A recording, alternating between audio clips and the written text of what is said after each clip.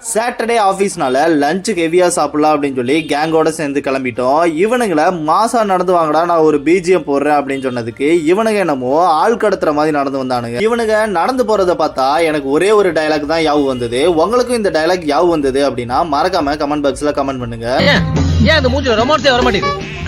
ஒரு வழியா ரெஸ்டாரண்ட் போய் ஆர்டர்லாம் கொடுத்து இலையெல்லாம் நல்லா தொடச்சு வச்சாச்சு. நமக்கான ஃபுட்டுமே வந்துருச்சு. நாங்க ஆர்டர் பண்ணது நான்வெஜ் மீல். ஃபர்ஸ்ட் ஸ்டார்ட் அப்னு பாத்தீங்கன்னா பிரியாணில இருந்து ஆரம்பிச்சு லாஸ்டா மீல்ஸ் வித் ரசம் அதோட முடிச்சிடலாம். நாங்க பிரியாணில இருந்து ஸ்டார்ட் பண்ணி அப்படியே வெஜ் சைடு போய் வெஜ்ல உருளைக்கிழங்கு பொரியல் செம்மையா இருந்தது. இவனுங்க சாப்பிடுறதெல்லாம் பார்த்தா சேம் அதே வடிவேல் டைலாக் தாங்க தோணுச்சு.